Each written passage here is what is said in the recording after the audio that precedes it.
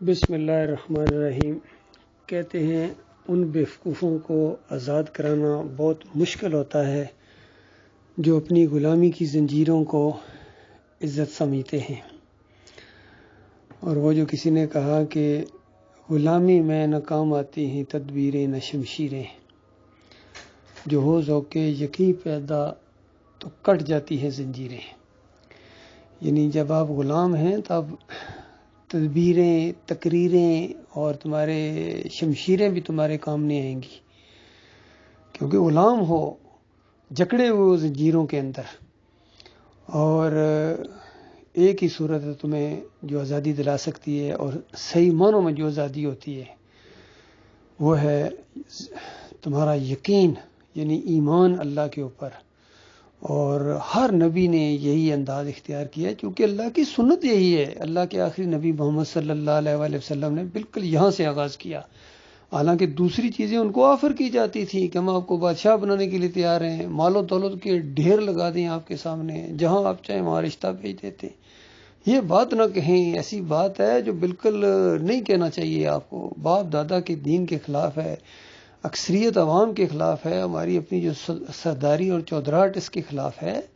پوری دنیا اسی وجہ سے آ کے یہاں چڑھاوے چڑھاتے ہیں، یہاں کاروبار ہوتا ہے، ہمارا دین پیٹ لٹکا ہوا ہے، آپس میں مکس ہے، اور آپ ہماری دنیا کے بھی دشمن ہو گئے اور ہمارے یہاں دشمنیاں ڈلوا دیں گے، افراتفری پھیل جائے گی۔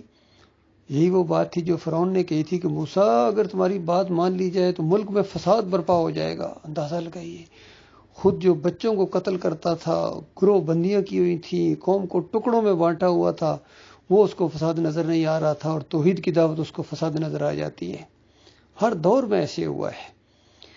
تو یہ دیکھیے، جس طریقے سے میں نے پہلے بتایا کہ وہ قوم جو اپنی غلامی کی زنجیروں کو عزت کرے، اس کو کیسے آزاد کرایا جا سکتا ہے، تو بالکل اسی طریقے سے ہے کہ وہ انسان جو اپنے شرک کو توحید سمجھے اور شرک کے ساتھ محبت کرے اور اس کو ثواب سمجھے، اس کو کیسے سمجھائیں گے توحید کی بات بتائیے۔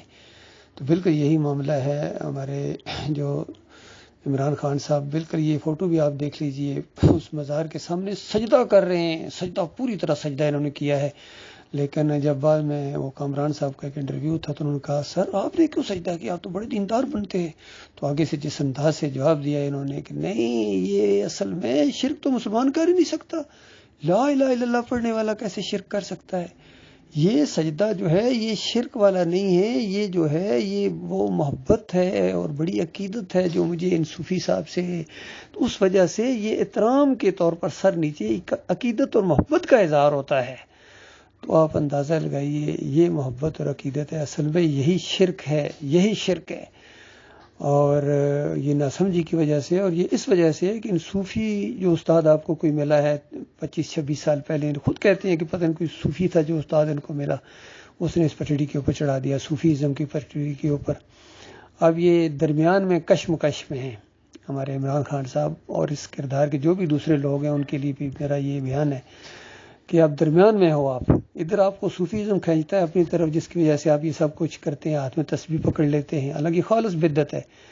نبی علیہ السلام نے انگلیوں کے اوپر گننے کے لیے کہا ہے، سبحان اللہ الحمدللہ، اور یہ ہاتھ میں تسبیح پکڑ لینا یہ خالص، یہ بھی اسی بھی میں نے تحقیق کی ہے، یہ عیسائیوں کی ہے، پادریوں کی یہ ایک چیز ہے۔ ایک بہت بڑے ان کے مذہبی لیڈر تھے، اس نے مجھے بتایا، کہتا ہے یہ یہودیوں سے یہ چیز ہے، یہ تو کیا مسلمانوں کے اندر؟ میں کہا نہیں، بدعت ہے، یہ ہمارے تو یہ دین میں ہے ہی نہیں، بلکہ نبی علیہ السلام نے انگلیوں کے اوپر گننے کے لیے، تو یہ ایک دکھاوے میں بھی آ جاتی ہے۔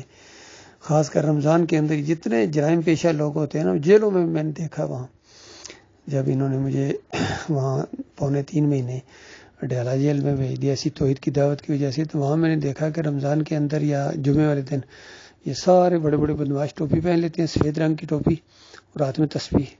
اور بعد میں بھی یعنی باہر بھی آ کے میں نے دیکھا ہے کہ جتنے یہ جرائم پیشہ لوگ تھے، بڑے بڑے دنیا دار، خاص کر رمضان کے اندر ایک خاص قسم کی سفید ٹوپی جالی والی اپنے سر پر رکھیں گے اور ہاتھ میں تسبیح پکڑ لیں گے۔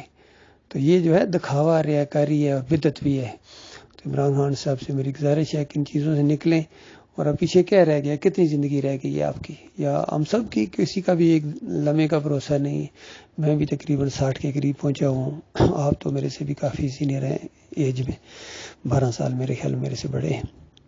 تو میں خیر خواہ ہوں آپ کا، آپ سب کا، اور اپنے یہ فوجی بھائی ہیں ان کے لیے بھی کہ سوچو، اپنے ملک کی سوچو، اپنے ایمان عقیدے کی سوچو. چند دنوں کا یہ معاملہ ہے، آپ جب اس سیٹ سے اتار دیے جائیں گے تو آپ کی تو کوئی ویلیو نہیں ہوگی. ابھی آپ کو موقع ہے، اللہ نے موقع دیا ہوا ہے، تو یہ ان سازشوں کو بھی سمجھو اور ان عقائد کی خرابیوں کو بھی سمجھو. اور اب جو بہت خوفناک قسم کی دبائی آپ کی سر کے اوپر منڈلا رہی ہے، جس طرح بارش ہونے سے پہلے وہ جو گٹائیں چھاتی ہیں، کالی اور گرج چمک ہوتی ہے، وہ آپ کے سر کے اوپر ہے، لیکن پھر بھی آپ کے دل میں کوئی ذرا برابر اللہ کا ڈر پیدا نہیں ہو رہا ہے. اور بالکل آپ پوری طرح حقیقی یعنی غلامی کے اندر جب چلے جائیں گے تو پھر تو کیسے نکلیں گے؟ ابھی تو بالکل آپ جا رہے ہیں اس طرف، یہ آپ کو بالکل گہرا تنگ کر رہے ہیں یہود و نصارہ اور یہ ہندو بھی سب مل کے، سب پلاننگ کر کے یہودی بالکل آپ کو پھنسا دیا انہوں نے. کٹ پتلی حکومتیں اور یہ جو خاص کر یہ پیسے کے بندے ہیں اور غلامی کو پسند کرتے ہیں، آزاد ہونا ہی نہیں چاہتے ہیں، تو ان کے ذریعے آپ کو بالکل جکڑ دیا گیا ہے. اور چند دنوں کا یہ معاملہ ہے، اس کے بعد کیا کریں گے بتائیے؟ اور اگر موت آ گئی اسی اندر تو پھر تو گئے ہمیشہ کے لیے، آپ آگ میں چلے جائیں گے ہمیشہ کے لیے، بالکل ہمیشہ کے لیے. اس میں کوئی دوسری رائے نہیں ہے کیونکہ عقیدہ صحیح نہیں ہے. اور جن کا کام تھا عقیدہ بتانا، وہ علماء خاص کر وہ چھپانے میں لگے ہوئے ہیں.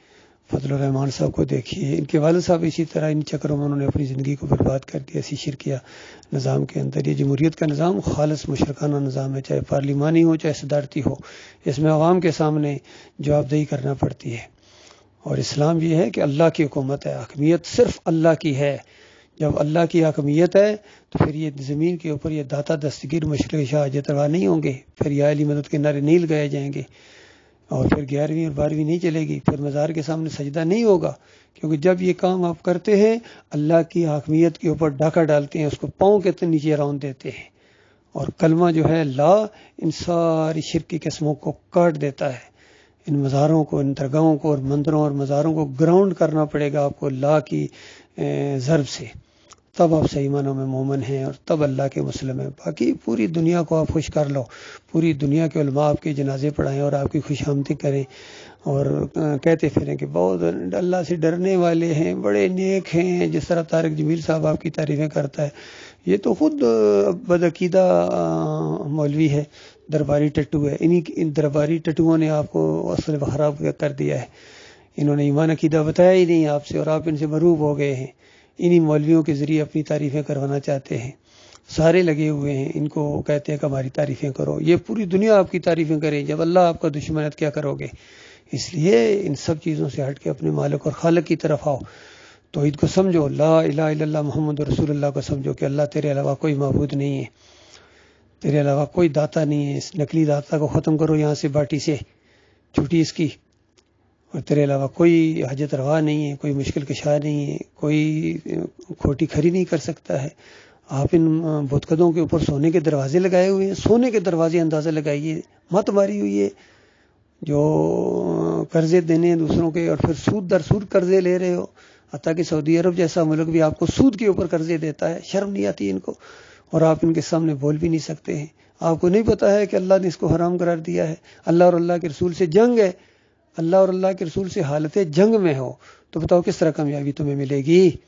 اس لیے سٹینڈ رکھو، مضبوط سٹینڈ ایک دفعہ رکھو اور اعلان کر دو کہ ہم اللہ کے بندے ہیں، ہم تمہارے نہیں بندے ہیں، اور ہمارے مالک اور خالق نے اس کو حرام قرار دیا ہے، نہ ہم لیں گے نہ ایک پائی ہم دیں گے. بس اس کا فیصلہ ہو چکا ہمارے مالک اور خالق کی طرف سے. جو آپ کا اوریجنل وہ ہے وہ ہم واپس کریں گے، بلکہ اس سے پہلے جو دے چکے ہیں سود کی شکل میں وہ بھی اس میں ایڈجسٹ کیا جائے گا کیونکہ ہمیں معلوم نہیں تھا.